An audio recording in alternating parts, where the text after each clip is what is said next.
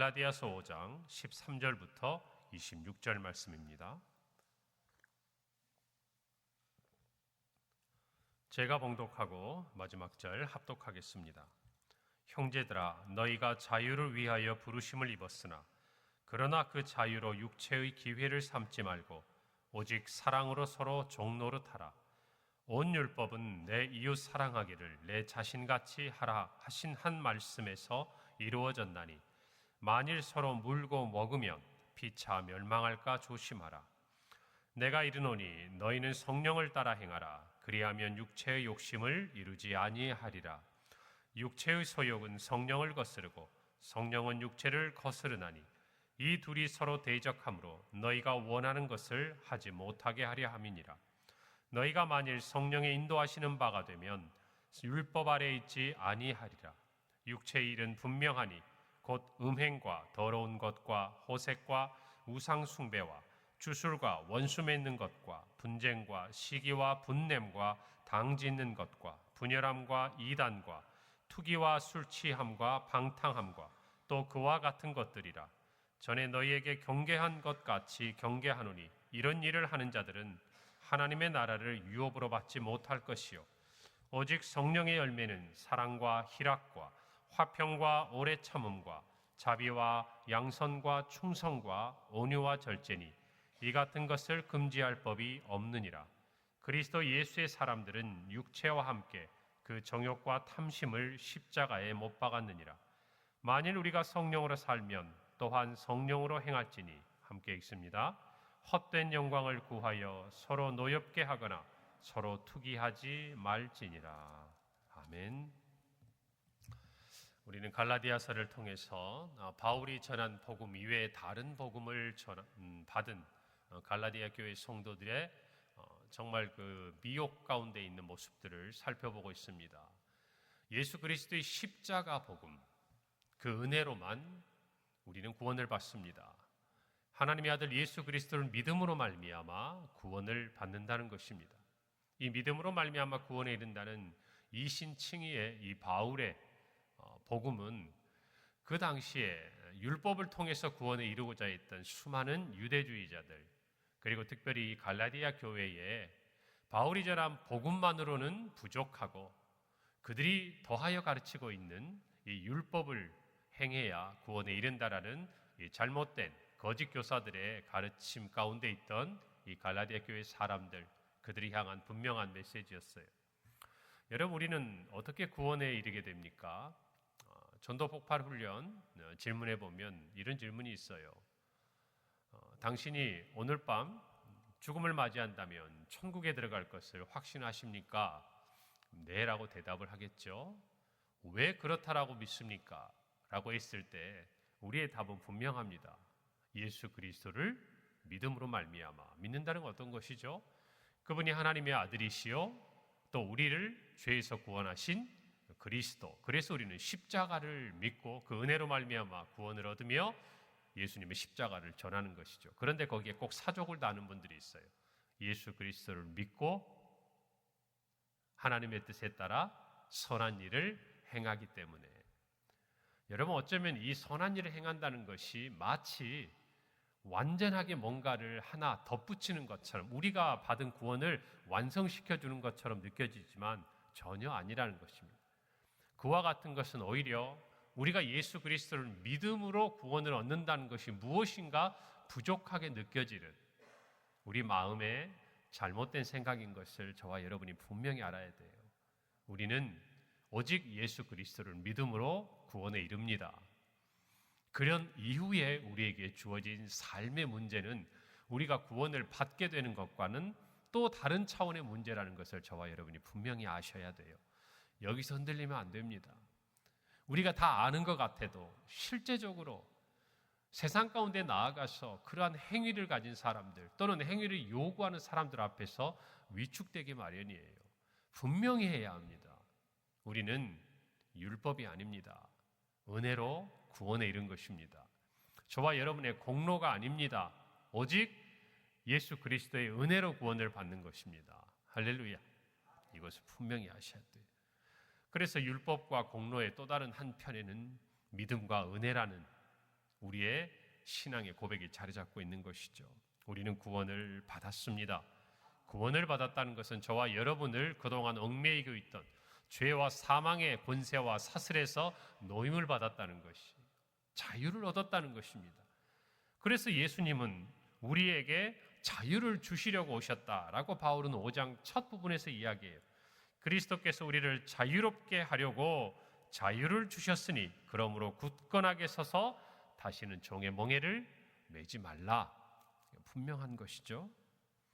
바울은 오늘 13절에서 형제들아 너희가 자유를 위하여 부르심을 입었으나, 정해졌다는 것입니다.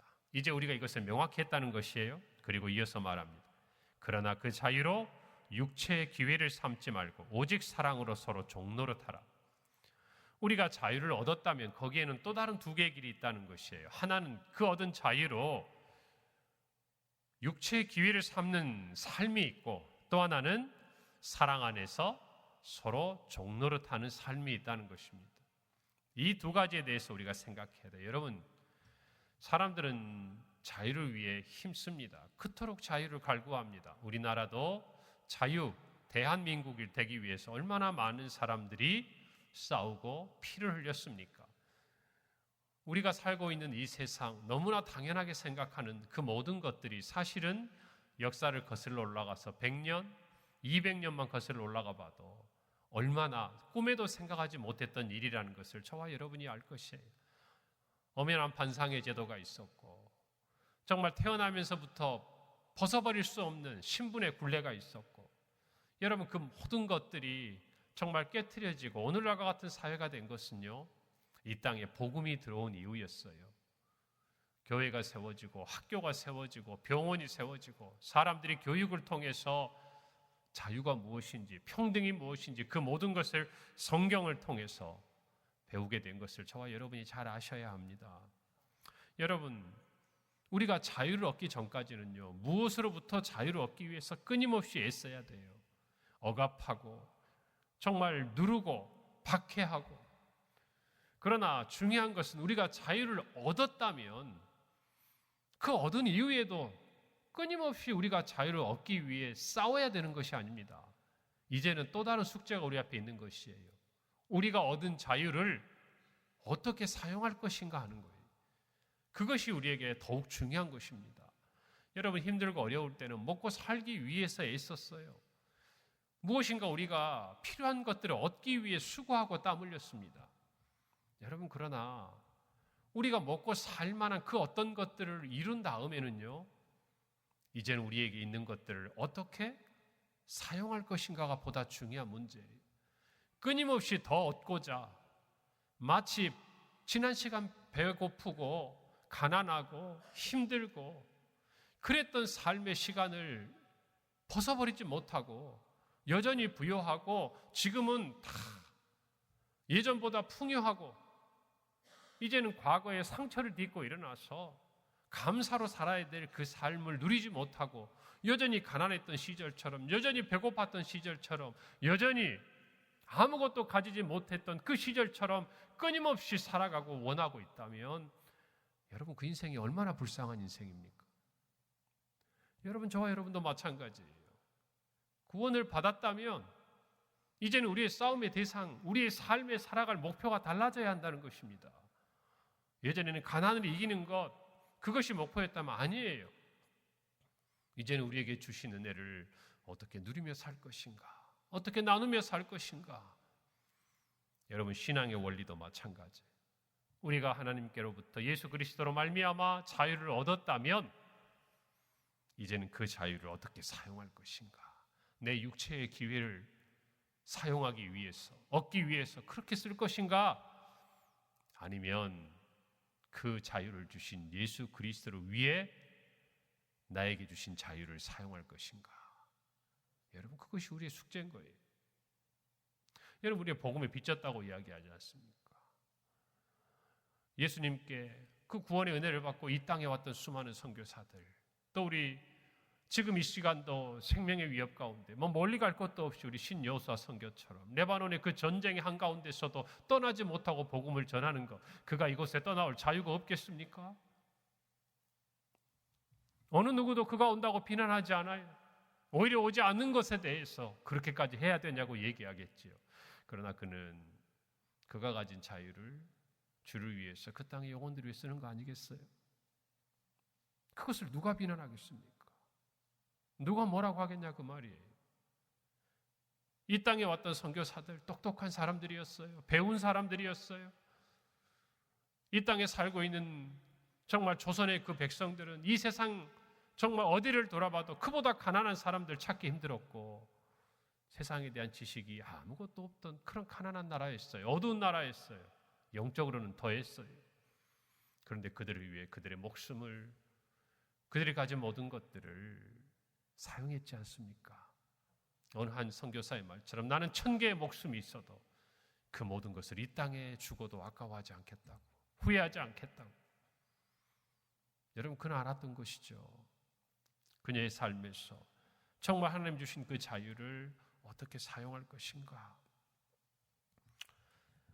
저와 여러분 모두도 앞으로 우리의 삶을 살아가면서 무엇인가를 더 받고 더 얻을 것을 생각하는 것보다 이미 우리에게 주신 것들을 어떻게 사용할 것인가, 정말 그런 것 때문에 고민하고 그런 것 때문에 하나님 앞에 묻고 나아갈 수 있는 삶이 되어야 할 줄로 믿습니다. 여러분, 저와 여러분에게는 그런 삶이 남아있는 것이에요.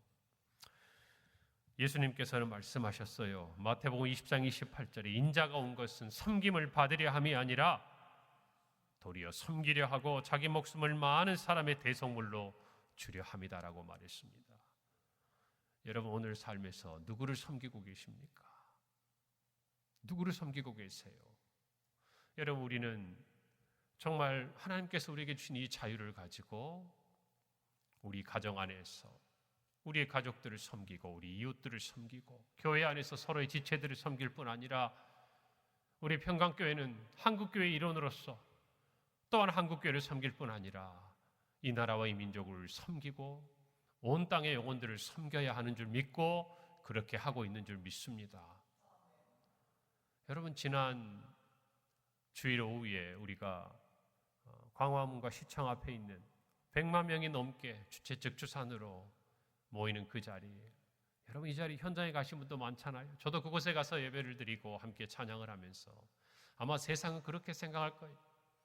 그리스도인들이 모여서 자기들의 생각하는 것, 자기들이 주장하는 것들에 반대하고 오히려 방해하고, 여러분 뉴스를 보더라도 얼마나 세상이 민낯이 드러나는지 몰라요. 우리가 누구를 위해서 그렇게 하고 있는데, 얼마나 참고 그곳에 나갔는데, 여러분 그래도 우리는 해야 할 일을 한 줄 믿습니다. 여러분, 미움이 아니었어요. 사랑했기 때문에 나간 거예요. 우리 모두가 그런 마음들을 가지고 적어도 오늘부터 저와 여러분에게 주어진 그 삶의 자리에서 내가 무엇을 가졌는가, 내가 무엇을 누리고 있는가, 그것을 자랑하기보다 내가 누구를 섬기고 있는가, 하나님이 나에게 주신 자유함으로 나는 누구에게 유익을 주고 있는가, 여러분 늘 돌아볼 수 있는 저와 여러분이 되기를 바랍니다. 바울은 갈라디아 교회에 이야기합니다. 16절 17절이에요. 내가 이르노니 너희는 성령을 따라 행하라. 그리하면 육체의 욕심을 이루지 아니하리라. 육체의 소욕은 성령을 거스르고 성령은 육체를 거스르나니 이 둘이 서로 대적하므로 너희가 원하는 것을 하지 못하게 하려 함이라. 우리 안에는 영적인 싸움이 있다는 거예요. 자유함을 얻은 우리에게 간직되고 있는 그 싸움은 우리가 성령을 따라 행할 것이냐, 아니면 육체의 욕심을 따라 행할 것이냐, 육체의 소욕을 따라 행할 것이냐, 이 두 가지의 싸움이라는 거예요. 여러분, 우리가 예수 그리스도를 믿어 구원에 이른다고 해서 모든 전쟁이 끝난 것이 아니에요. 승리는 선언됐어요. 그러나 마치 국지전은 여전히 남아있는 것처럼 예수님께서 이 땅에 다시 오시는 그날까지 우리의 삶의 그 모든 자리에서 성령을 따라 행할 것이냐, 육체의 욕심을 따라 행할 것이냐, 이 싸움이 계속된다는 것입니다. 우리는 여기에서까지 승리해야 돼요. 왜요? 이미 예수 그리스도께서 승리하심으로 저와 여러분에게 자유를 주셨기 때문입니다. 여러분, 성령을 따라 행하면 육체의 욕심을 이루지 않을 수 있어요. 여러분, 우리가 율법도 마찬가지. 율법도 뭔가를 해야 하고 하지 말아야 되는 그 싸움에 계속 붙들려 있다 보면 정말 해야 할 것을 하지 못하고 하지 말아야 할 것에 넘어지게 되는 결과를 가져오는 거예요. 먼저 우선순위가 분명하면 됩니다. 성령을 따라 행하면 나머지는 자연스럽게 되는 거예요. 바울은 그 얘기를 하고 있는 거예요. 우리가 욕심을 따라 행하게 되는 이유는 정확히 말하면 성령께서 요구하시는 대로 하지 않기 때문에 육체의 욕심을 따라 행하게 된다는 것이에요. 여러분, 우리가 선택의 순간마다 만약에 아무런 고민도 없이 육체의 소욕을 따라 행한다?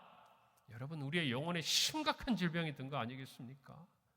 우리가 얻은 자유를 방탕하게 다 사용하다가 여러분, 마치 배터리가 다 된 정말 손전등처럼 이제는 아예 불도 들어오지 않는 것 같은 그런 상황에 처한 거 아니겠어요? 오늘 저와 여러분이 분명히 마음속에 생각하십시오. 무엇인가 오늘 하루를 지나가면서 성령께서 여러분의 마음에 두드리시는 것들이 있거든. 행하세요. 행해야 합니다. 들어서는 안 돼요. 행해야 이길 수가 있는 것이에요. 작은 것부터 순종해야 우리의 삶이 우리의 육체의 소욕으로부터 이길 수 있다는 것입니다. 이어지는 말씀에서 바울은 육체의 일은 19절에 분명하다라고 이야기하면 15가지 죄를 이야기합니다. 이것뿐만이 아니에요. 그 마지막에 어떻게 됩니까? 또 그와 같은 것들이라 말하지 않아도 수없이 있다라는 것이에요. 육체의 열매만 있습니까? 아니요. 우리가 잘 아는 이후의 22절부터 성령의 열매 9가지 열매가 있는 것이에요. 이 두 가지가 함께 있다라는 것입니다. 육체의 열매를 맺는 자는 성령의 열매를 맺을 수 없다는 것이에요. 반대로 성령의 열매를 맺은 사람에게는 이 육체의 일들이 일어나지 않는다는 것입니다. 분명히 우리가 알아야 돼요. 여러분, 육체의 일들은 자기 개인의 욕심에서 비롯됩니다. 육체의 소욕을 따라 일어나요. 그러나 성령의 열매는 그리스도를 위하여 자기에게 주어진 것들을 아끼지 않는 사람들에게 맺어지는 것이에요. 그래서 육체의 일들은 자기의 욕심이지만 성령의 열매는 공동체의 선을 위해서 이루어지는 것들이에요. 혼자 사랑합니까? 혼자 오래 참습니까? 혼자 절제합니까? 아니에요. 절제함으로 말미암아 얻어지는 무언가 있다는 것입니다. 우리 모두가 하나님 앞에서 우리의 가정과 또 교회와 일터와 모든 자리에서 성령의 열매들을 거둘 수 있기를 간절히 바랍니다. 성령의 열매를 거두려면 주님께서 우리에게 주신 그 자유를 우리의 육체의 기회가 아니라 그리스도의 사랑을 전하는 귀한 섬김의 모습으로 나타나야 할 줄로 믿습니다. 오늘 그 마음을 가지고 성령께서 우리의 마음에 가르치시고 주장하실 때 행함으로 육체의 소욕을 이기는 모든 성도들이 되기를 바랍니다. 기도하겠습니다. 하나님 은혜를 감사합니다. 우리의 삶에 육체의 일들이 아니라 성령의 열매가 맺어지게 하시고 주를 위하여 우리에게 주신 그 구원의 자유함과 은혜를 서로 사랑으로 종로로 우리가 살고 있는 가정과 일터와 교회와 이 나라와 이 민족 가운데 이루어내는 우리 모든 성도들의 하루가 되게 하여 주옵소서. 예수님의 이름으로 기도합니다. 아멘.